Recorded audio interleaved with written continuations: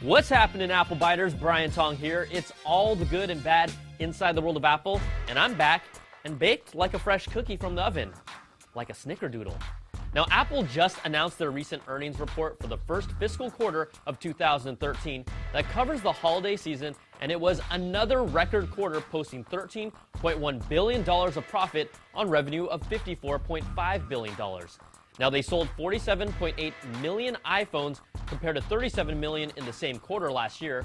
22.9 million iPads were sold versus 15.4 million last year.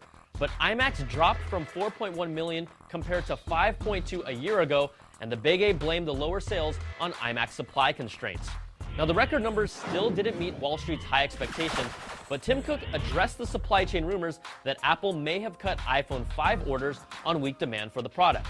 Cook said, because of the complex supply chain and its multiple sources, it's really impossible to interpret a single data point and make a general assessment about the overall business. He also danced around the Apple TV question again.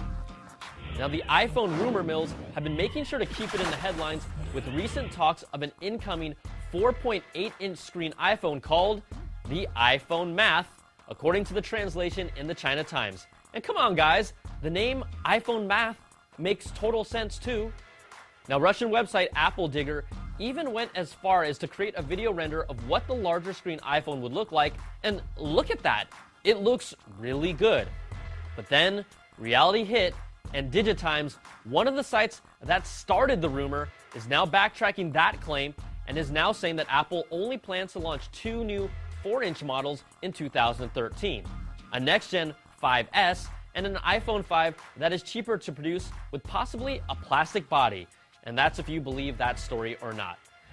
Now, in more future plans from Apple, according to a Chinese website called My Drivers, a Foxconn insider has revealed that the iPad 5 will sport a new design with the slimmer side bezels of the iPad mini and chamfered edge corners. But Brian, what does that mean? Well, Jamie, a chamfer refers to an angular cut or furrow in woodworking. You might refer to it as a beveled edge. Thanks, Charlie. Now, you guys could have guessed the Big A's plans, and we said the same thing when the iPad mini design was revealed, setting up the future full-size iPad look as well. Also, Reuters reports that production for the regular iPad screen has nearly halted by SharpCore as demand has shifted over to the iPad mini. It also potentially points to a different screen moving forward for the next-gen full-size iPad. All right, now we don't have an app of the week this week, but this is an app you guys should all be paying attention to.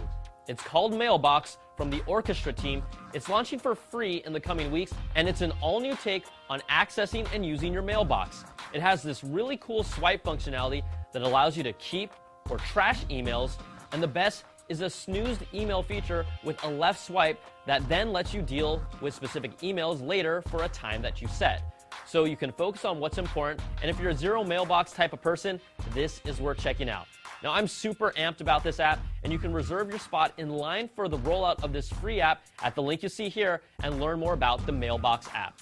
All right, to the quick bites. An Apple insider has discovered job listings on Apple's website looking for a new engineer to test the next version of iOS's new APIs and frameworks.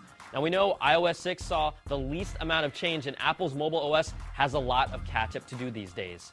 And in a little fun story from the past, Verizon had planned to make Siri an Android exclusive on all their Android devices on their network until Apple swooped in to purchase Siri. The story in the Huffington Post says Verizon actually signed a deal with Siri in 2009, months before Apple bought the company. There were also unreleased commercials made by the Big V to show Siri as an Android feature. Now, that probably worked out for Verizon with Google's top-notch voice recognition, but are you, the Apple Biters, still even using Siri regularly? Let us know at theapplebite@cnet.com, and we'll read your thoughts next week. And finally, you know we like to monkey around here on the show, but check this out. The Smithsonian Zoo, along with 12 other zoos, is participating in a program called Apps for Apes. Now, it's leveraging the touchscreen interactivity of the iPad to enrich the lives of apes in captivity. 10 apps were identified as key apps, including music, drawing, and game apps, and Koi Pond was one of the popular apps. What a coincidence, because my favorite app is Koi Pond. Now, this might sound familiar from a previous story, but they've taken it to the next level, and their hope is to tap into the creative outlet of the apes' minds and one day even connect orangutans across the continent with FaceTime. Have you guys seen Rise of the Planet of the Apes? You don't want to do that. And yes, for those of you rolling your eyes earlier, monkeys are different than apes because they have a tail where apes don't, but they are both primates. I didn't know that. See, you learn a lot when you watch this show. All right, that's going to do it for this week's episode, and it's good to be back with my family, you, the Apple Biters. Email us at theapplebite@cnet.com or tweet me, Brian Tong, and we'll read some of your responses next week. Thanks for watching, and we'll catch you guys next time for another Bite of the Apple.